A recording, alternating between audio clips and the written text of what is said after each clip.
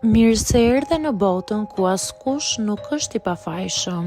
Sekrete shqiptare, vendi ku rrëfimet më të thella, më të ndaluara dhe më të pathëna të shqiptarëve marrin zë. Na bëni subscribe për histori të ndryshme.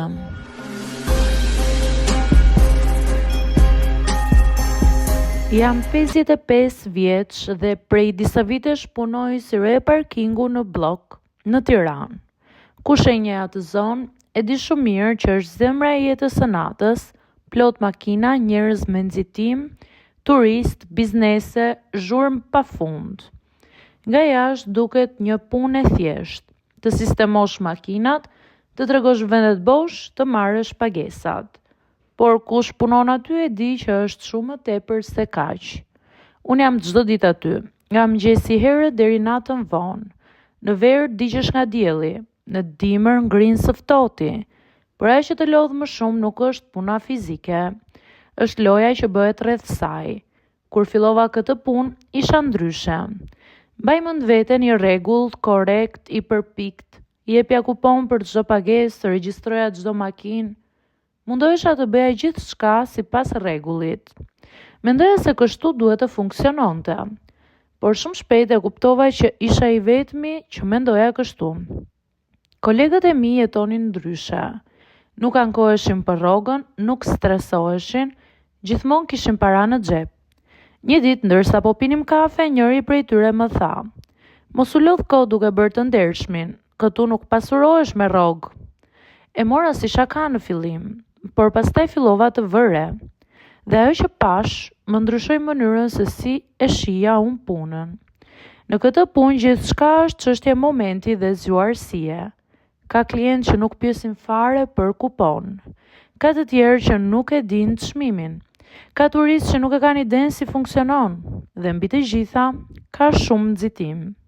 Kur njerëzit nxitojnë, nuk kontrollojnë dhe aty fillon loja. Në fillim nuk e bëra, thosha me vete nuk është e drejtë, por dita ditës duke parë të tjerët, fillova të ndryshoj. Fillimisht nuk jepja kupon në disa raste, parat i mbaja në xhepin tim. Pastaj u bë zakon, më pas fillova të luaj me çmimet. Për dikë që dukej i ri në zonë, i thosha një çmim më të lartë. Për dikë që nuk pyeste fare, merja aq sa jepte. Për turistët ishte edhe më e lehtë. Ata zakonisht nuk diskutojnë, nuk duan të humbasin kohë, paguajnë dhe ikin.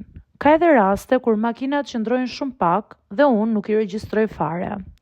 Ato para nuk shkojnë askund tjetër përveç se në xhepin tim. Ka ditë që nga këto anësoret nxjerr më shumë se sa e gjithë rroga mujore. Dhe kjo është pjesa që të fut më thellë, sepse fillon ta justifikosh. Po çfarë ka, të gjithë e bëjnë? Edhe unë kam hallet e mia, rroga nuk mjafton. Dhe kështu e humbet komplet kufirin, por puna nuk mbaron këtu. Ka edhe një pjesë tjetër, favorizimet. Ka klientë të përhershëm që duan vend gjithmonë, dhe kur nuk ka vend, unë e krijoj për ta. Ma rregullo pak, më thonë. Dhe unë e di se çfarë do të thotë kjo. Një vend i mirë ka një çmim më të lartë. Ka dhe nga ata që më japin vetë para shtesë. Ma ruaj të lutem makinën dhe më fusin parat në xhep. Kështu krijohet një sistem paralel, jo zyrtar, por shumë aktiv. Sigurisht jo çdo ditë ndihem mirë për këtë gjë. Ka raste kur më vjen keq, sidomos kur shoh njerëz të thjeshtë që numërojnë parat dhe pyesin 2 herë për çmimin. Aty ndalem dhe nuk e bëj, por jo gjithmonë, sepse realiteti është shumë i fortë, jeta është e shtrenjtë, rroga është e vogël dhe tundimi është i madh. Më e keqja është që me kohën fillon dhe mësohesh, të duket normale. Fillon të mos e mendosh më fare si diçka të gabuar, vetëm si një mënyrë për të mbijetuar më shumë. Por thellë brenda e di që nuk është kështu. E di që nuk është e drejtë. E di që dikush po paguan më shumë se sa duhet. Dhe unë jam pjesë e kësaj. Ka net që kthehem në shtëpi dhe mendoj: a ja vlen kjo gjë? A është kjo jeta që unë dua? Nuk kam gjithmonë një përgjigje, por një gjë e di. Kjo punë më ka mësuar shumë për njerëzit, për mënyrën si funksionon sistemi, për zgjedhjet e vogla që ne bëjmë çdo ditë, dhe në fund të fundit nuk bëhet fjala vetëm për një parking.